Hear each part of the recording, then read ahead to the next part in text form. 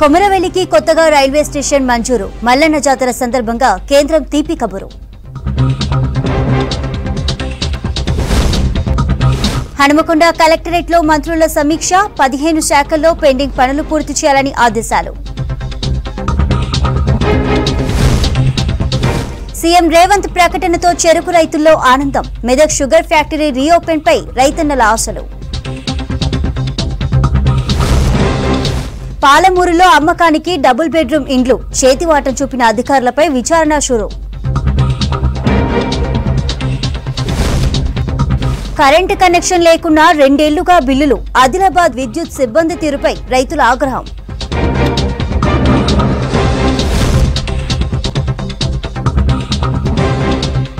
Details చూద్దాం. కొమరవెల్లి మల్లన్న భక్తుల సుదీర్ఘ కోరిక త్వరలోనే నెరవేరనుంది. లకుడారం దుద్దెడ స్టేషన్ల మధ్య ఉన్న కొమరవెల్లిలో కొత్తగా హాల్ట్ స్టేషన్ నిర్మాణానికి పచ్చ జెండా ఊపుతూ ఆదేశాలు జారీ చేసింది రైల్వే శాఖ. దీంతో రైల్వే అధికారుల నిర్ణయం పట్ల హర్షం వ్యక్తం చేశారు కేంద్ర మంత్రి కిషన్ రెడ్డి. త్వరలోనే రైల్వే స్టేషన్ నిర్మాణ పనులు ప్రారంభించి మల్లన్న భక్తులకు అందుబాటులోకి తీసుకువస్తామన్నారు కిషన్ రెడ్డి. కొమరవెల్లి మల్లన్న భక్తుల సుదీర్ఘ కోరిక త్వరలోనే నెరవేరనుంది. లకుడారం దుద్దెడ స్టేషన్ల మధ్య ఉన్న కొమరవెల్లిలో కొత్తగా హాల్ట్ స్టేషన్ నిర్మాణానికి పచ్చ జెండా ఊపుతూ ఆదేశాలు జారీ చేసింది రైల్వే శాఖ. దీంతో రైల్వే అధికారుల నిర్ణయం పట్ల హర్షం వ్యక్తం చేశారు కేంద్ర మంత్రి కిషన్ రెడ్డి. త్వరలోనే రైల్వే స్టేషన్ నిర్మాణ పనులు ప్రారంభించి మల్లన్న భక్తులకు అందుబాటులోకి తీసుకువస్తామన్నారు కిషన్ రెడ్డి.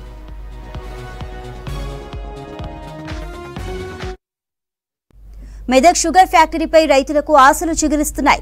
చెరుకు సాగుకు అనుకూలమైన ప్రాంతమైన ఫ్యాక్టరీ మూతపడడంతో వరికే పరిమితమయ్యారు రైతులు. కొత్త ప్రభుత్వం ఫ్యాక్టరీ తెరిపిస్తామని హామీ ఇవ్వడంతో రైతులతో పాటు మంబోజిపల్లి పరిసర ప్రాంతాల ప్రజలు ఫ్యాక్టరీ రీఓపెన్ కోసం ఎదురుచూస్తున్నారు.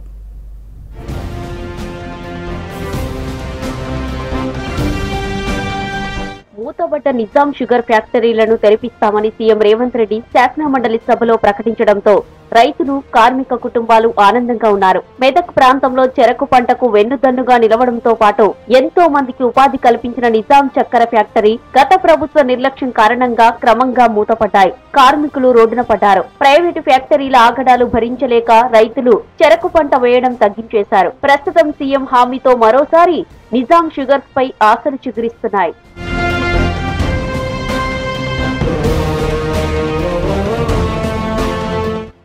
1988లో మంబోజిపల్లిలో నిజాం షుగర్స్ లిమిటెడ్ ఫ్యాక్టరీ ప్రారంభించారు. చుట్టుపక్కల 12 మండలాల రైతులు తాము పండించిన చెరకును ఈ ఫ్యాక్టరీకి తీసుకొచ్చేవారు. వందల సంఖ్యలో స్థానిక నిరుద్యోగ యువతకు ఉపాధి లభించింది. నిజాం ఫ్యాక్టరీలు భారీ నష్టాలను చవిచూస్తున్నాయని 2002లో ప్రైవేటీకరించారు. ప్రైవేటు యాజమాన్యం ఫ్యాక్టరీలను నడిపారు. క్రమంగా పరిశ్రమ తన కల తప్పింది. తర్వాత ఏకంగా ఫ్యాక్టరీ మూసేయడంతో ఈ ప్రాంతం ఎంతో బోసిపోయింది.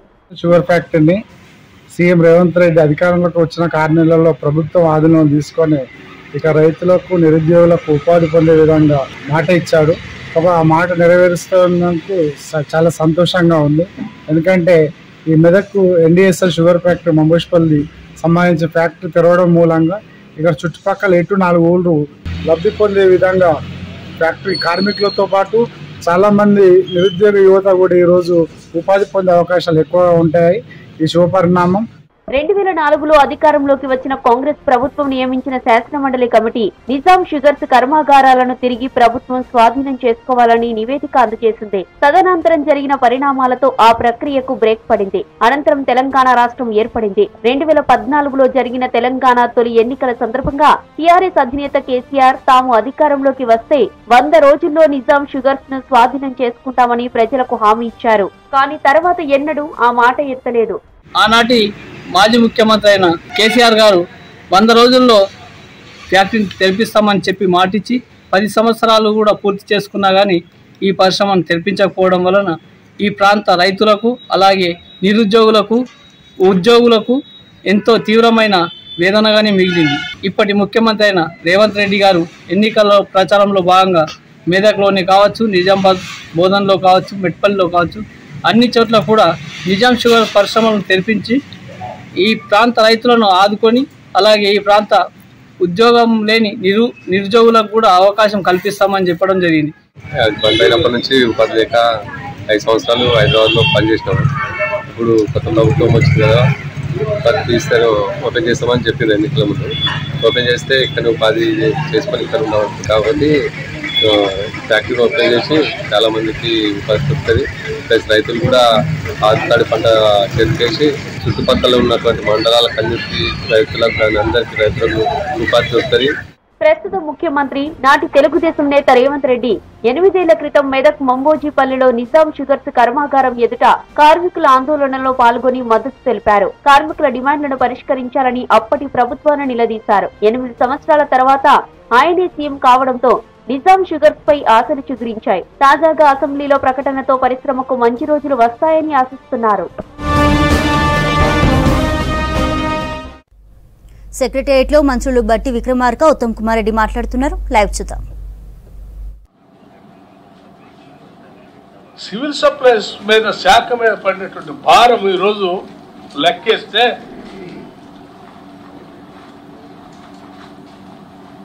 2016-17లో 6,000 కోట్లు, 2017-18లో 8,000 కోట్లు, 2018-19లో 11,000 కోట్లు, 2019-20లో 45,000 కోట్లు,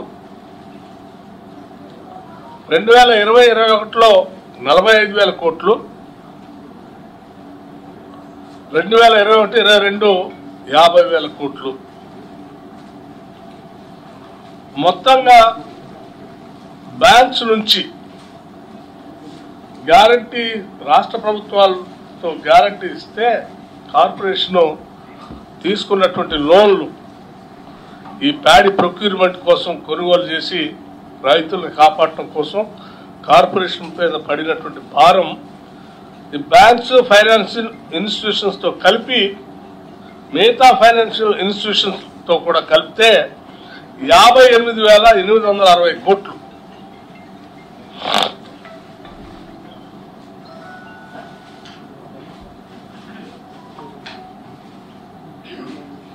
అంటే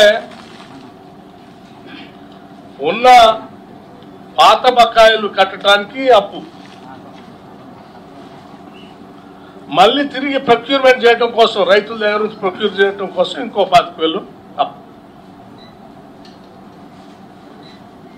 బయటికి మాత్రం మేము బ్రహ్మాండంగా రైతుల దగ్గర నుంచి రాష్ట్ర ప్రభుత్వం డబ్బులు ఇచ్చి కొనుగోలు చేపిస్తున్నాం. రైతు పండించిన ప్రతి ధాన్యం గింజను కొంటున్నాం అని చెప్పినటువంటి మాటలు వింటే 10 ఏళ్ల నుంచి ఎంత భయంకరంగా రాష్ట్ర ప్రభుత్వం ఈ సివిల్ సప్లైస్ కార్పొరేషన్ మీద వేసినటువంటి భారం. ఈ భారం ఈరోజు డిలే పేమెంట్తో పెరిగినటువంటి ఇంట్రెస్ట్, ప్రిన్సిపల్ అమౌంట్ ఇవన్నీ కలిసి తడిసి మోపడుతూ ఉన్నాయి. ఇవాళ తప్పనిసరి పరిస్థితుల్లో మళ్ళీ తిరిగి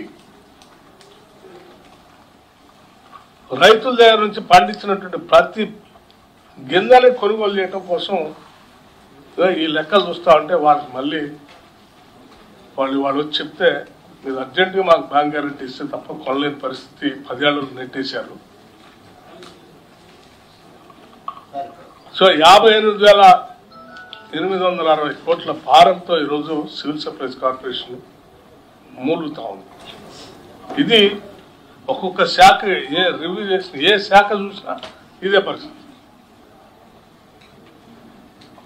ఇంత అంటే ధనిక రాష్ట్రంతో కూడినటువంటి తెలంగాణ రాష్ట్రాన్ని వీళ్ళ చేతుల్లో పెడితే ఏ రకంగా తెలంగాణ రాష్ట్రం ఆగమైపోయిందో అన్యాయం అయిపోయిందో ఒకసారి రాష్ట్ర ప్రజలంతా కూడా గమనించాలని చెప్పి నేను మీ ద్వారా రాష్ట్ర ప్రజలందరూ కూడా విజ్ఞప్తి చేస్తూ ఉన్నాను. ఇంత భారం ఉన్నప్పటికి కూడా ఇప్పుడే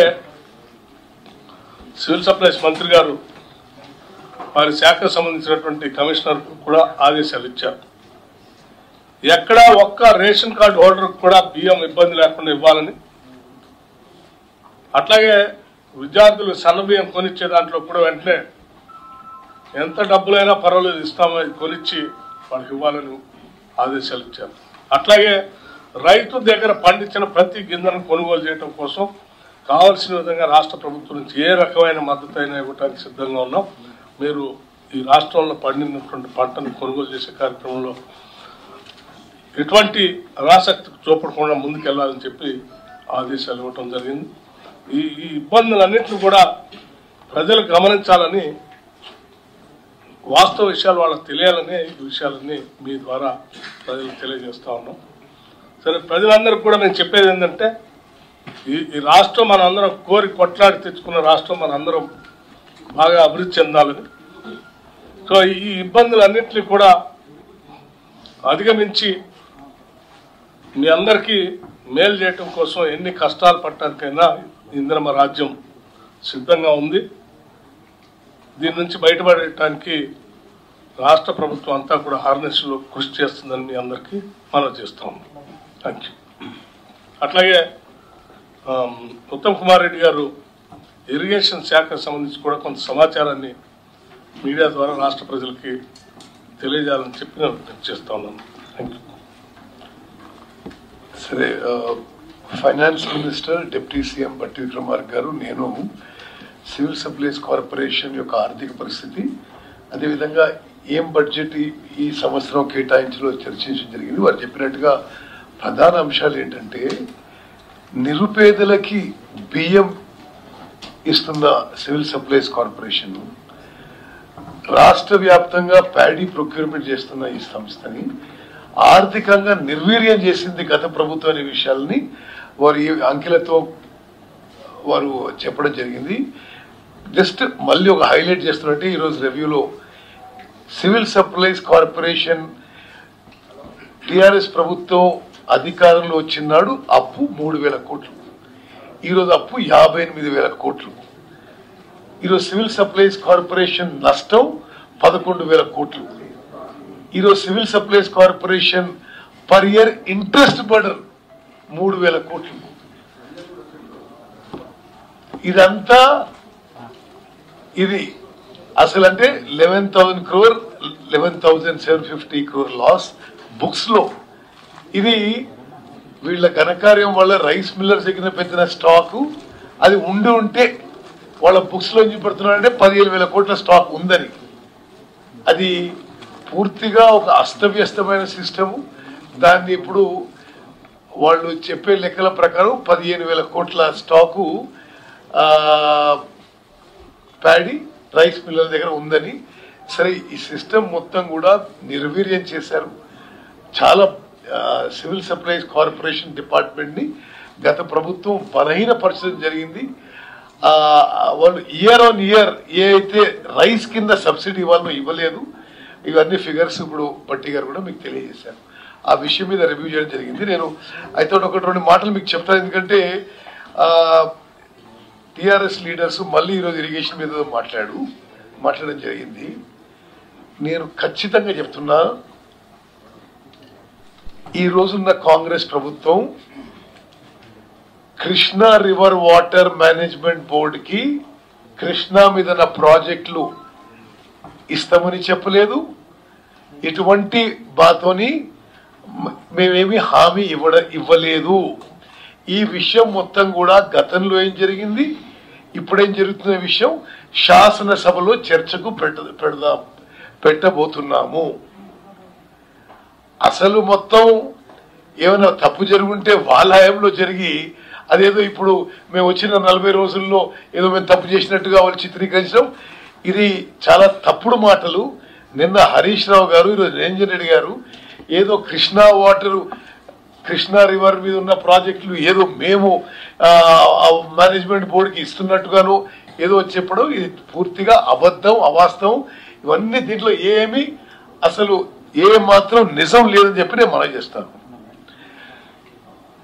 2-3 విషయాలు వాళ్ళని అడదలుచుకున్నాము. మీ 10 ఏళ్ల కాలంలో కృష్ణా రివర్ వాటరు తెలంగాణకి ఎందుకు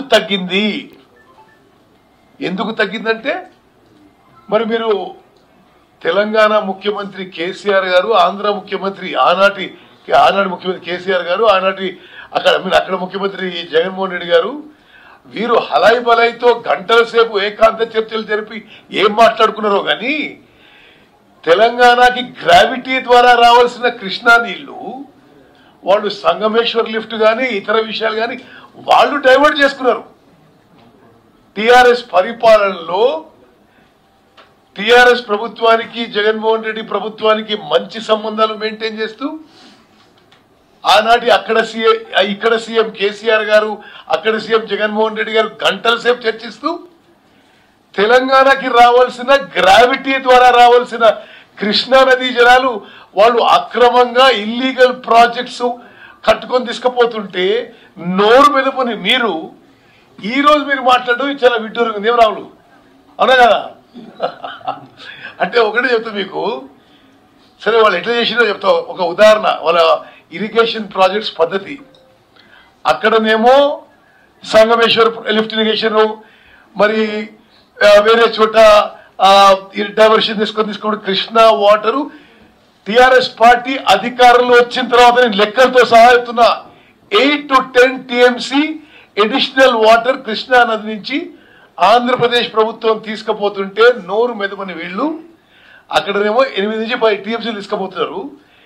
2 TMCల కోసం గోదావరి మీద భారీ 1,00,000 కోట్లతో లిఫ్ట్ కట్టి 10,000 కోట్ల ఆర్థిక భారం మన మీద చేసిన ఈ టిఆర్ఎస్ పార్టీ వాళ్ళు మమ్మల్ని ఏదో మేము చేసినట్టుగా చాలా విడ్డూరం. నేను మళ్ళీ చెప్తున్నా, కృష్ణా నదిపై గ్రావిటీ ద్వారా వచ్చే నీళ్లని వీళ్ళు ప్రతిసారి జగన్మోహన్ రెడ్డి గారు, కేసీఆర్ గారు గంటలు గంటలు చర్చించి ఏం జరిగిందో మాకు తెలియదు, కానీ వీళ్ళు చర్చలు జరుగుతూనే ఉన్నాయి, వీళ్ళ హలాయ్ బలాయ్ జరుగుతూనే ఉంది.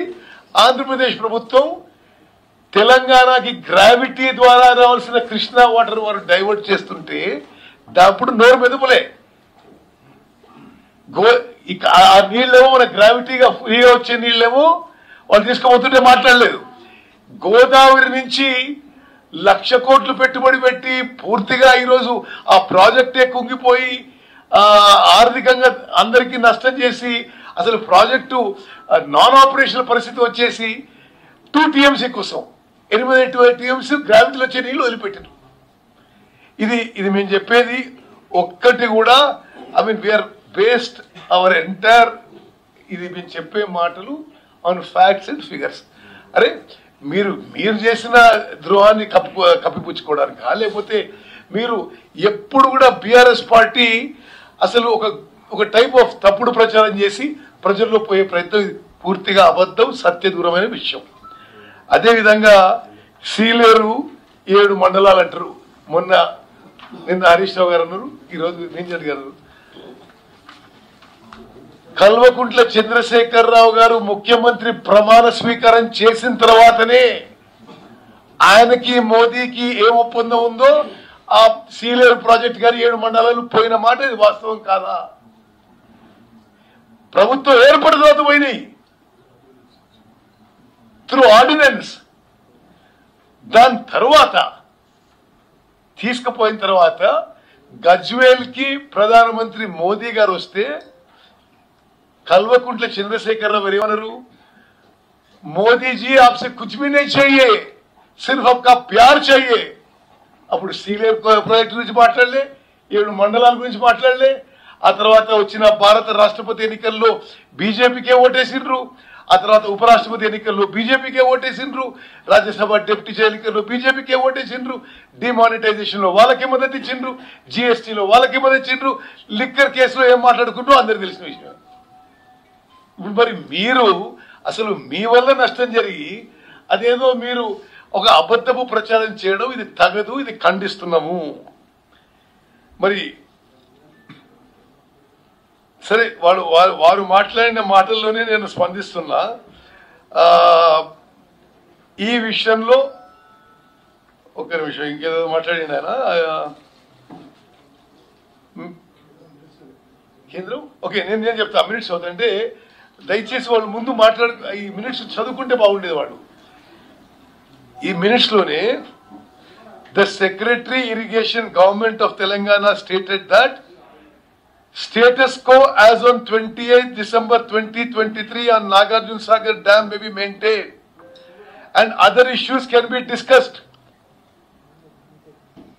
అంటే ఏమన్నట్టు అదే, అంటే నాకు అర్థమైన ఇంగ్లీష్లో అయితే ఇప్పుడు ఉన్నట్టే యథాతథంగా ఉండాలి అని మా స్టాండు. అదేవిధంగా he further highlighted the various issues including sharing of water between Andhra Pradesh and Telangana and stated that Telangana is continuously demanding water sharing in an equal 50-50 ratio. మరి ఇందులో ఎక్కడైనా పొరపాటు ఉందా? He further added that water regulation issues may be brought before the Apex Council. మేము మొన్న ముఖ్యమంత్రి రేవంత్ రెడ్డి గారు, నేను గజేంద్ర షెకావత్ గారితో ఢిల్లీలో కలిసినప్పుడు వారితో కూడా ఏమంటే, ముఖ్యమంత్రి స్థాయిలో మీరు మీటింగ్ పెడితే మా స్టాండ్ మేము చెప్తాము అని చెప్పడం జరిగింది.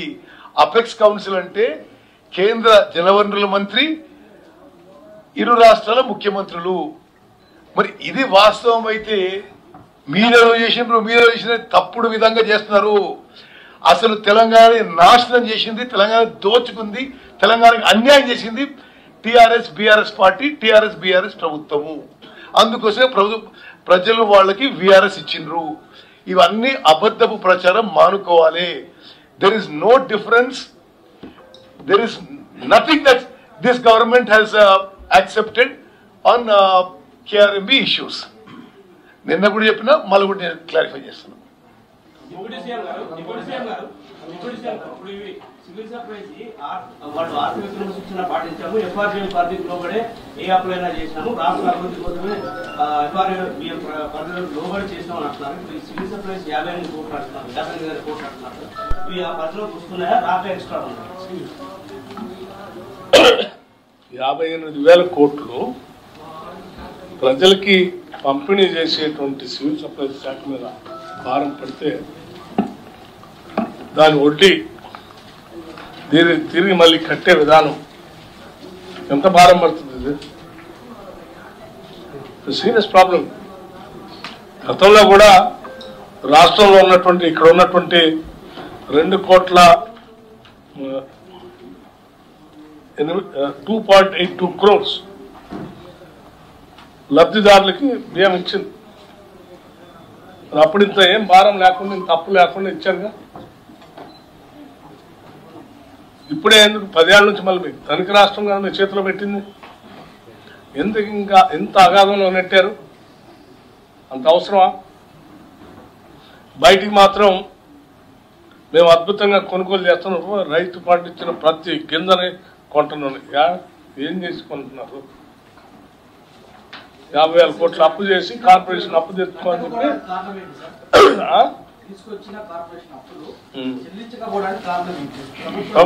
ప్రభుత్వము డబ్బులు కట్టుంటే కార్పొరేషన్ కి ఒడ్లు కొంటానికి డబ్బులు ఇచ్చుంటే వీళ్ళు తెచ్చుకోవాల్సిన పరిస్థితి వచ్చేది కాదంటున్నా. గత ప్రభుత్వాలు 2014-15 ముందు డబ్బులు ఇచ్చేవాళ్ళు, వీళ్ళు కొనుగోలు చేసేవాళ్ళు, మళ్ళీ డబ్బులు వాళ్ళకి ఏంటంటే డబ్బులు ఇవ్వకుండా మీరు తెచ్చుకోండి అని చెప్పేసి బ్యాంక్ గ్యారెంటీ ఇచ్చి అప్పులు తెప్పించేసి వాళ్ళతో విపరీతంగా అది భారం పెరిగిపోయి ఇవ్వాల్సిన బ్యాలెన్స్ ఇవ్వకుండా వీళ్ళు అది ప్రతి సంవత్సరం పైలపై అయ్యి అవి ప్లస్ వడ్డీ పెరిగి తడిసిపోతుంది.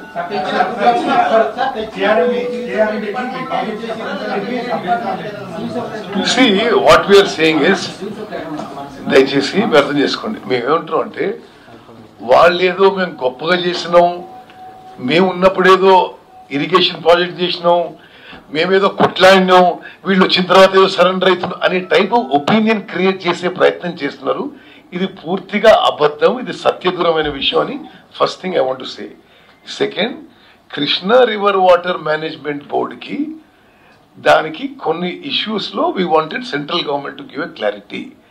But before that in any way మేమేమనుకుందంటే ఈ issue is in the larger Telangana interest. So ఇది శాసనసభలో చర్చ పెట్టి చేయాలని మేము అనుకుంటున్నాం.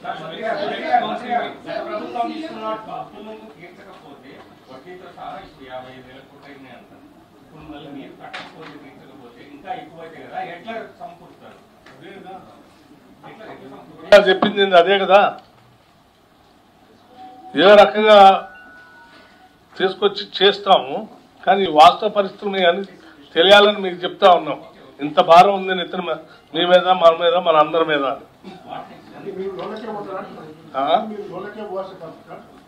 ఇప్పుడు మీ దగ్గర డబ్బులు ఈ సంగమేశ్వర ప్రాజెక్టు ద్వారా సివిల్ సప్లై ప్రాంతం అవతలకు నీళ్లు తరలించారు, ప్రాజెక్టు నిర్మాణం చేస్తున్నారు. తర్వాత పోతిరెడ్డిపాడు హెడ్ రెగ్యులేటర్ పెంచి 88,000 క్యూసెక్లను తరలించారు, ప్లాన్ చేస్తుంది. దీని మీద స్టాండ్ ఏమంటారు అంటే బ్రదర్, 10 ఏళ్ల పాటు అధికారంలో టిఆర్ఎస్ వాళ్ళు ఎందుకు దాని గురించి ఏం చేయలేదో అడుగుతున్నాం. నువ్వు చెప్పిన విషయం అడుగుతున్నాం మేము. ఇది దాన్ని ఏమంటారు, రాయలసీమకు ఇక్కడ తీసుకుపోయారు కదా, అది వేరే రివర్ బేసిన్ కి ఈ రివర్ బేసిన్ నీళ్ళు తీసుకుపోయినారు. అంటే మీరు అందరూ ఒకటి గమనించలే. అంటే నేను నిన్న మీ రిపోర్టింగ్ మీద ఒక విషయం చెప్తున్నా, వాళ్ళు ఇదన్నారు వీళ్ళు ఇదన్నారు అన్నారు, ఓకే. బట్ మీ కమెంట్ కూడా దయచేసి రాయాలని మేము రిక్వెస్ట్ ఏం చేస్తున్నాం అంటే, గంటలు గంటలు కేసీఆర్ గారు జగన్ గారు మాట్లాడుకున్నప్పుడు అసలు తెలంగాణకి ఇంత ముఖ్యమైన విషయంలో వాళ్ళు ఏం చర్చించిండ్రు, ఏం నిర్ణయం చెప్పిండ్రు చెప్పాల్సి ఉండే కదా. మీరు అసలు ప్రొటెక్టర్ ఆఫ్ తెలంగాణ ఓ అని మొత్తుకుంటారు కదా. అసలు మీరు గంటలు గంటలు మాట్లాడింది అసలు విషయం మీ తెలంగాణకి ఎంత నష్టం జరుగుతుంటే ఈ 10 ఏళ్ల పాటు ఎందుకు మాట్లాడలేదు అని చెప్పి మా ప్రశ్న.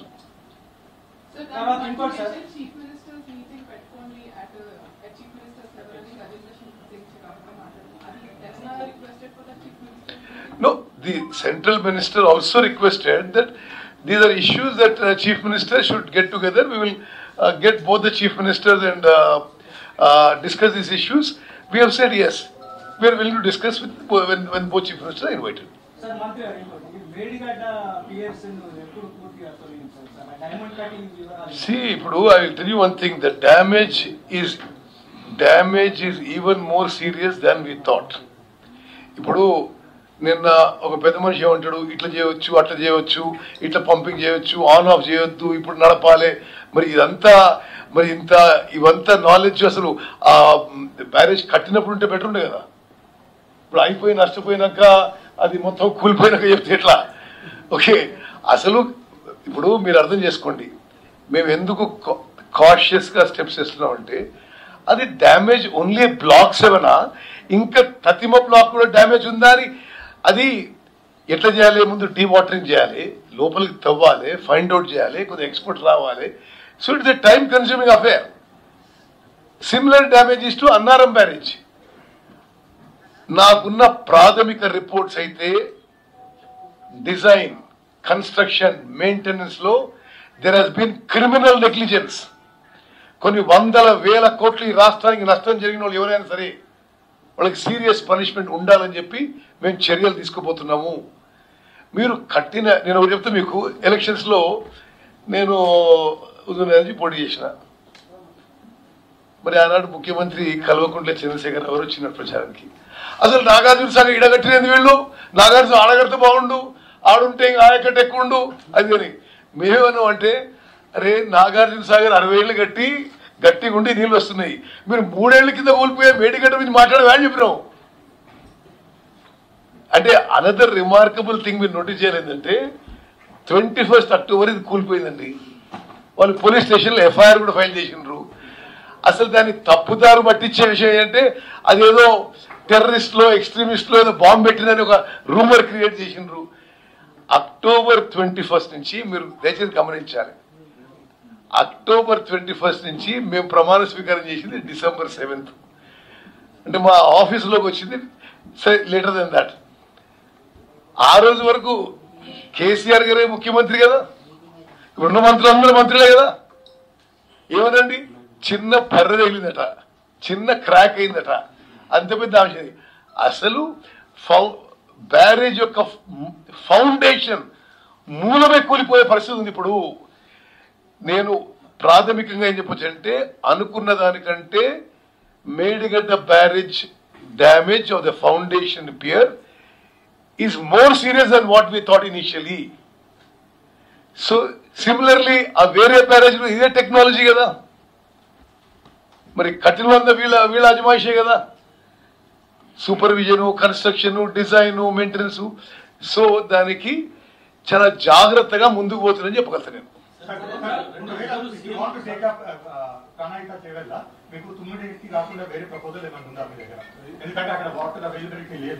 నేను ఒకటి చెప్తాను మీకు విషయాలు చెప్పాలి మీకు. సరే, ఏదో ఇప్పుడు మేము పోయినాక వాళ్ళు ఏదో వారదా అని పెట్టినట్టున్నది, ఓకే, అది ఆలోచన చేస్తున్నాము. ఇంకా అది క్యాబినెట్లో ముఖ్యమంత్రి గారు చర్చించాల్సిన అవసరం ఉంది.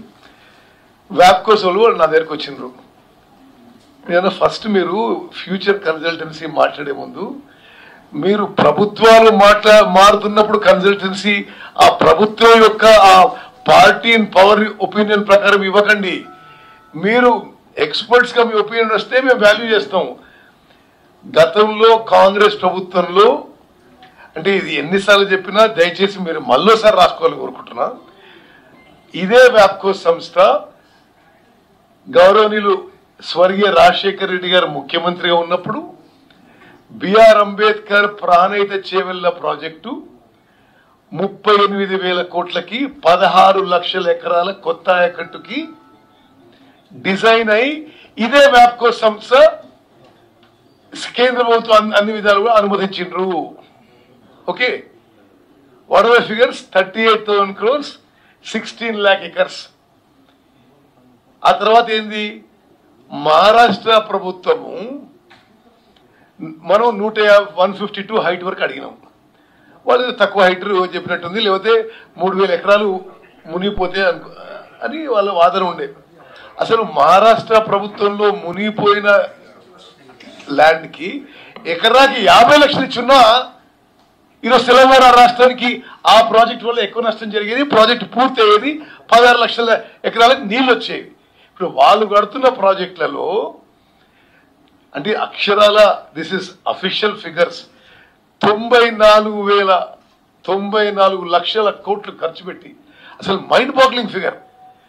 In India probably in India no project or no single project has any government spend so much of money.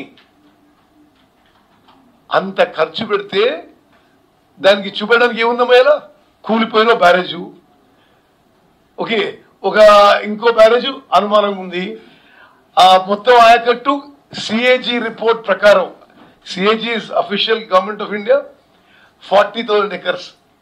అసలు unbelievable figures.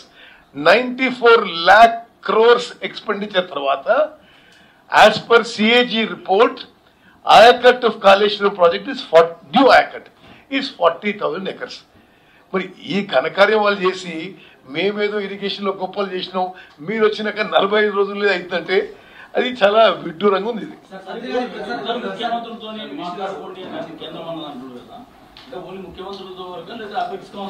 Apex council obviously సరే ముఖ్యమంత్రి మాట్లాడాలంటే అంటే వారు ఉంటారు కదా మీడియేటర్గా.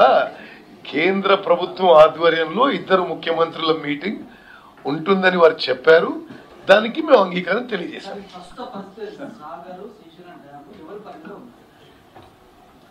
ఇప్పుడు గతంలో టిఆర్ఎస్ గవర్నమెంట్ ఎట్లుందో అట్నే ఉంది ఇప్పుడు. అరే నేను చెప్పిన నువ్వు అడిగిన ప్రశ్న December 7 మేము గవర్నమెంట్కి వచ్చినప్పుడు ఏ పరిస్థితి ఉందో ఆ పరిస్థితి ఉంది ఇప్పుడు. ఏం మార్పు లేదు.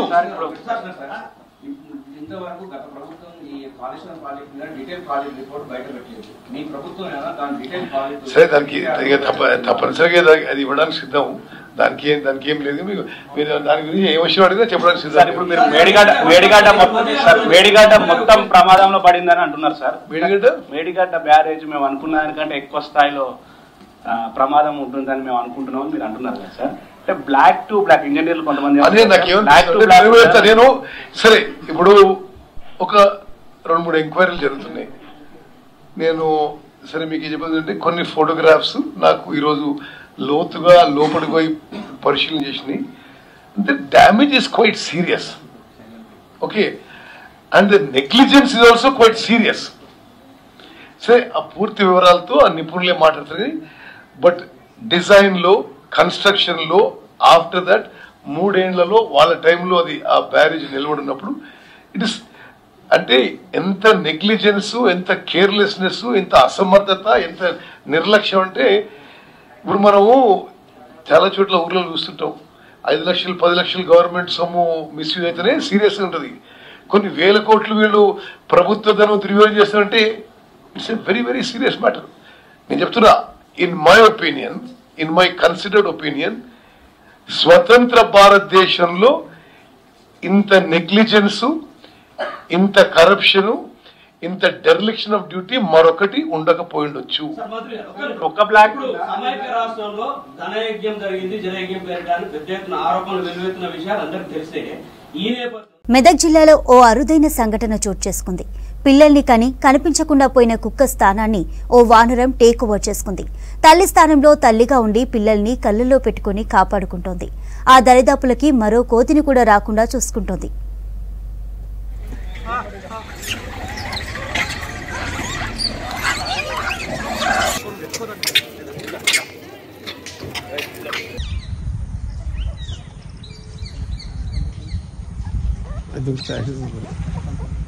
మెదక్ జిల్లా శివంపేట మండలం చిన్న గొట్టిముక్కల గ్రామ పరిధిలో దట్టమైన అడవి ఉంది. అందులో ప్రసిద్ధి చెందిన చాకరిమెట్ల సహకార ఆంజనేయ స్వామి ఆలయం ఉంది. అక్కడ వందల సంఖ్యలో కోతులు సంచరిస్తూ ఉంటాయి. అక్కడ కుక్కలు కూడా ఉంటాయి.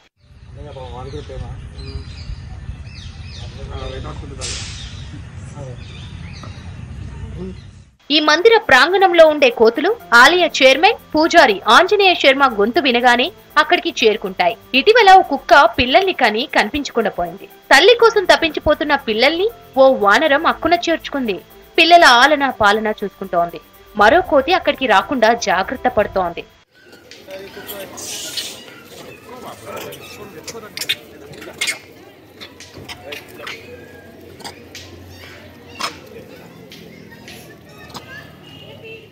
ఈ దృశ్యాన్ని చూసిన భక్తులు మనుషుల్లో లేని మానవత్వం జంతువుల్లో ఉందని చెప్పుకుంటున్నారు.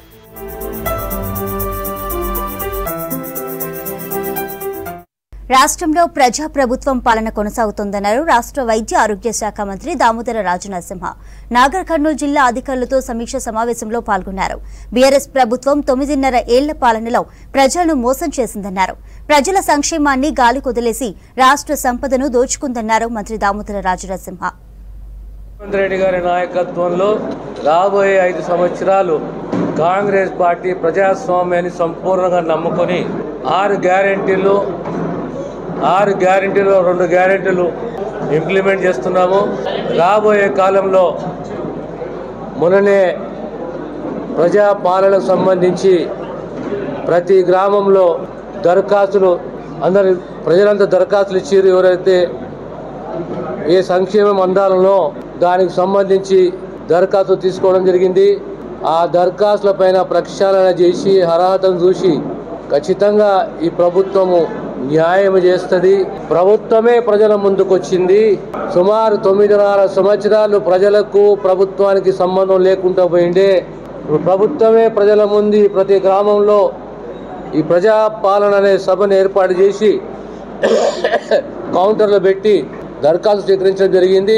రాబోయే కాలంలో ఒక్కొక్క గ్యారెంటీని ఇంప్లిమెంట్ చేసుకుంటూ పోతాము. ఆ దిశగా రాష్ట్ర ముఖ్యమంత్రి గారి అభిమతము, కాంగ్రెస్ పార్టీ వాగ్దానము, ఖచ్చితంగా ఈ గ్యారెంటీలు నెరవేరుస్తామని సంపూర్ణమైన విశ్వాసము, ప్రజలకు మా పైన నమ్మకం ఉన్నది.